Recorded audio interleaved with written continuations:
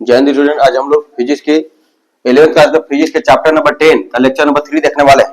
ठीक है, तरलों का यांत्रिक गुण के अंतर्गत बर्नौली का सिद्धांत पिछला वीडियो हम लोग देख चुके थे लेक्चर नंबर 12 में, और लेक्चर नंबर 13 देखेंगे। बर्नौली के सिद्धांत के अनुसार ये देख चुके थे हम लोग P अपन रो ना plus G into H plus 1/2 V square equal to नियतांक था। ठीक है, बराबर नियतांक था। दोनों तरफ G से भाग करेंगे हम लोग तो क्या होगा, P अपन रो में सब दो तरफ G से भाग करेंगे, फिर आधार बांटेंगे। अब G इसके नीचे भी आएगा, इसके नीचे भी, इसके नीचे भी, G कट जाएगा यहाँ से, तो P upon rho into G हो जाएगा, इधर 1/G होगा। तो ठीक है, और 1/2 V स्क्वायर है तो V स्क्वायर बाई 2G हो जाएगा इक्वल टू अन्य नियतांक जब इसमें G से भाग देंगे। ठीक है, इस समीकरण के प्रत्येक पद की बीमा लंबाई के समान है और इसे शीर्ष कहते हैं। हम लोग क्या कहते हैं, शीर्ष कहते हैं ना।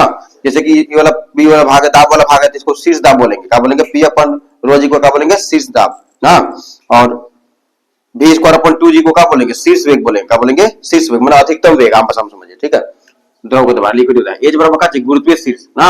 उपरोक्त समीकरण से बर्नौली सिद्धांत का कथन क्या होगा, आदर्श द्रव के धारेखीय प्रवाह के लिए दाब शीर्ष, वेग शीर्ष एवं गुरुत्व शीर्ष का योग क्या होता है, नियत रहता है। क्या होता है, नियत होता है। हम लोग मतलब बर्नौली सिद्धांत को एक तरह से ऐसे ही बोल सकते हैं, ये कहने का मतलब यहाँ पर। ठीक है, अच्छा, यदि द्रव किसी क्षैतिज पाइप के प्रवाहित हो रहा हो, यदि द्रव जो है कि क्षैतिज पाइप से प्रवाहित होगा तो एच नियत होगा, एच में कोई परिवर्तन नहीं होगा। क्षैतिज पाइप है तो तिरछा होगा तब तो एच में परिवर्तन होगा। ठीक है, तो P अपन रो प्लस 1/2 V स्क्वायर, मतलब इसको हम यहाँ पर जो ये वाला भाग है, एच वाला जो भाग है, इसको हम लोग नेग्लेक्ट कर देंगे। ठीक है, इसमें कोई हम लोग इसमें कोई परिवर्तन नहीं होगा, क्योंकि G भी नियत है, एच भी नियत हो जाएगा तो कोई परिवर्तन नहीं हो पाएगा, ये तो उसको छोड़ देंगे हम लोग। ठीक है, अच्छा, यहाँ से यहाँ तो द्रव जाएगा तो एच में कोई परिवर्तन नहीं, जी भी कोई परिवर्तन तो सेम रहेगा, तो उसको छोड़ देंगे, उसको लिखने की जरूरत नहीं, क्योंकि नियतांक इधर भी है, इधर नियतांक में नियतांक रहेगा, इसको छोड़ देंगे हम लोग। ठीक है, तो यहाँ से 1/रो कॉमन लेंगे आप। ठीक है, तो क्या हो जाएगा, इसमें रो से गुना हो जाएगा, क्योंकि रो नहीं था। ठीक है, तो P प्लस 1/2 V स्क्वायर ना, P plus 1/2 V square into rho हो जाएगा, रो गुना में भागा में हो जाएगा, गुना हो जाएगा ना, अन्य नियतांक की आएगा। ठीक है, अच्छा, इस प्रकार आदर्श द्रव के क्षैतिज तल में इस धारा देखिए प्रवाह के लिए यदि वेग V का मान कम होता है, अगर V का मान कम होगा तो दाब अधिक होगा। क्या होगा, दाब अधिक होगा, क्योंकि नियतांक है लाना है आपको, इसलिए। क्योंकि अगर ये कम होगा, वेग कम होगा तो दाब अधिक होगा, और दाब कम होगा तो वेग अधिक होगा, क्योंकि मिला जुला सब वही पहुंचना है। जैसे बोले कि 7 + 3 है 10 है, अगर इसको आप कम करेंगे 2 करेंगे तो बढ़ाना होगा, तभी तो 10 आएगा। अब इसको अगर बढ़ा देंगे तो इसको घटाना होगा, तभी तो 10 आएगा। का मतलब ये घटेगा तो बढ़ेगा, आई बढ़ेगा तो घट जाएगा, तो वही बात हुआ। अगर ये वेग बढ़ेगा तो दाब बढ़ेगा, घटेगा, दाब बढ़ेगा तो वेग घटेगा। ठीक है, आगे इस प्रकार वेग बढ़ने पर दाब का होता है, घटता है ना, कम होता है। ठीक है, समीकरण 1 में P स्थैतिक दाब और 1/2 रो V स्क्वायर जो है गतिक दाब कराता है। ये जो है स्थैतिक दाब है ना, ये वाला स्थैतिक दाब है, ये क्या कहलाएगा, गतिक दाब कहलाएगा ना। क्षैतिज तल में प्रवाहित आदर्श द्रव के लिए बर्नौली का सिद्धांत इस प्रकार हम कर सकते हैं। क्षैतिज तल के लिए, वो क्षैतिज तल के लिए नहीं था, वो उसका पाइप जो था वो किसी भी नली किसी भी स्थिति में हो सकता था वहां पर, लेकिन यहाँ पर जो है, यहाँ पर वह क्षैतिज स्थिति में होगा तो क्या होगा, तो इसी बात को बोला गया यहाँ पर, ये वाला दोनों बोला गया, स्थैतिक दाब और गतिक दाब। या स्थैतिक दाब और गतिक दाब दोनों के जोड़ने पर क्या आएगा, नियत होगा। क्या होगा, नियत। किसके लिए दिया गया, क्षैतिज प्रवाह के लिए। हाँ, ये किसका नियम है, बर्नौली का नियम है। ठीक है, बर्नौली के सिद्धांत का अनुप्रयोग, बर्नौली के सिद्धांत का अनुप्रयोग क्या, बुनसन बर्नर है, इस पर काम करता है। वायु का ऊपर उठना भी बर्नौली के सिद्धांत का बर्नौली के सिद्धांत पर आधारित है। पिचकारी भी, ठीक है, और वायु की फुहार में पिंग पोंग गेंद, ठीक है, टोरिसेली का प्रमेय, ठीक है, ये भी बर्नौली के सिद्धांत का प्रयोग करते है। गेंद का पिस्टन, गेंद का स्पिन होना, ठीक है, ये भी मैग्नेस प्रभाव का अंतर्गत है। मैग्नेस प्रभाव भी मतलब बर्नौली के सिद्धांत का अंतर्गत है। बेंटुरी मापी, ठीक है, ये भी बर्नौली के सिद्धांत का अंतर्गत है। तूफान के साथ वायु द्वारा झोपड़ी, तूफान के समय वायु द्वारा झोपड़ी को उड़ाना, ठीक है, झोपड़ी को उड़ा देता है वायु, ठीक है, ये भी बर्नौली सिद्धांत का अंतर्गत। तेज गतिशील ट्रेन द्वारा पास स्थित किसी व्यक्ति या वस्तुओं को अपनी ओर खींचना, ये भी बर्नौली के सिद्धांत का अनुप्रयोग है। ठीक है, देखिए बुनसन बर्नर हम लोग देखेंगे। पहला नंबर, जब किसी नोजल एंड से जब गैस जो है नोजल एंड से गुजरती है तो गैस का वेग जो है बढ़ जाता है। यहाँ से गुजरेगी नोजल एंड से तो उसका वेग बढ़ जाएगा। ठीक है, तो गैस का वेग बढ़ जाता है और ऊर्ध्वाधर नली में दाब कम हो जाता है। ऊर्ध्वाधर नली में दाब का हो जाएगा, कम हो जाएगा।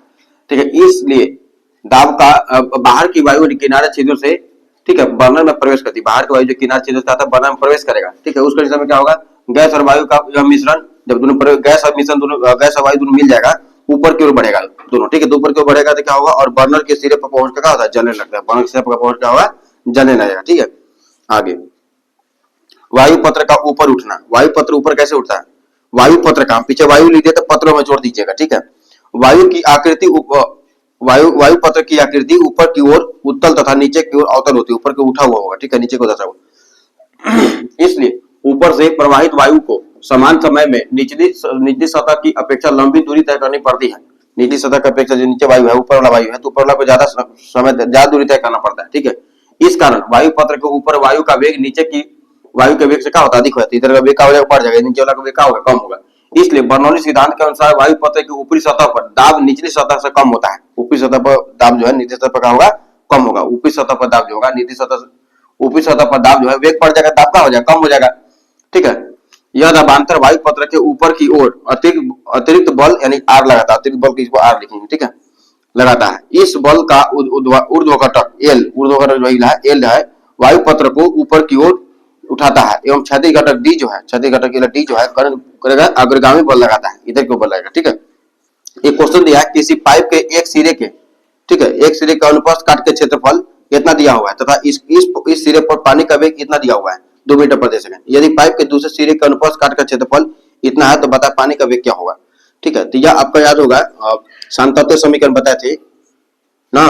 जैसे मान लीजिए कि पाइप है ये ना, बताती मान लीजिए इसका अनुप्रस्थ काट का क्षेत्रफल a1 है, काटिए a1, और इसका वेग काटिए यहाँ पर द्रव का वेग v1 है, यहाँ अनुप्रस्थ काट का क्षेत्रफल मान लीजिए a2 है, और वेग जो द्रव का काटिए v2 है, अनुप्रस्थ काट का क्षेत्रफल a2 लिया है ना, और इसका वेग v2 लिया हुआ है, तो बताते थे a1 v1 बराबर क्या होता है a2 v2, ये बात बोले थे, ठीक है। a1 कितना है, देखिए ये दिया हुआ क्षेत्रफल दिया ना शुरू वाला, तो a1 आपका है, ये क्षेत्रफल जो दिया है ये a1 है, और वेग जो दिया हुआ है v1 है, ठीक है। यदि दूसरे सिरे का अनुप्रस्थ काट का क्षेत्रफल इतना है, यानी कि वाला आपको a2 दे दिया है, क्या दे दिया a2, तो पूछा कि पानी का वेग यानी v2 पूछा आपसे, v2 वैल्यू पुट कर दीजिए, आ जाएगा आपका a1 कितना है 0.02 इंटू v1 कितना है 2 है, इक्वल टू, ध्यान दीजिएगा ऐसे ही मात्रक में मीटर स्क्वायर मीटर प्रति सेकंड ऐसे मात्रक में है ना, ध्यान दीजिएगा एक मात्रक होना चाहिए, क्या चाहिए 0.01 ना, 0.01 v2 हमको निकालना है ना, इसको गुना में क्या हो जाएगा 0.02 इंटू 2 अपॉन 0.01 इक्वल टू क्या बचेगा v2 ना, दसवां दाहिना वाला काट दीजिए इसको, क्योंकि दाहिना वाला 2 अंक है, 2 अंक है, तो 2 दूना कितना हो जाएगा 4 बराबर क्या हो जाएगा v2, यही आपका आंसर होगा, ठीक है, 4 मीटर प्रति सेकंड, ऑप्शन नंबर डी होगा, ठीक है। अब पूछा जा रहा है पॉइज श्यानता गुणांक का सीजीएस मात्रक है तथा डेका पॉइज जो है श्यानता गुणांक का ऐसा ही मात्रक है, ठीक है, तो इसका मात्रक कौन होगा बी होगा। एक डेका पॉइज बराबर कितना 10 पॉइज बोले थे, क्या बोले थे 10 पॉइज, ऑप्शन ऑफ बी से होगा। अच्छा, जब किसी चौड़ी पाइप में बहता हुआ पानी पतली पाइप में प्रवेश करता है, चौड़ा पाइप था और पतला पाइप में प्रवेश किया, मान लीजिए कि इस प्रकार से प्रवेश किया ना, कि चौड़ी पाइप में तो इसका क्षेत्रफल अधिक होगा, अब v1 मान लीजिए वेग है, वेग क्या चाहिए v1 है, और यहाँ पे तो इसका क्षेत्रफल क्या चाहिए कम है a2 है, इसका v2 है, तो इसमें प्रवेश करेगा तो वेग बढ़ेगा घटेगा, तो बताएं a2 v2 a1 v1 equal to क्या बोले a2 v2 बोले ना।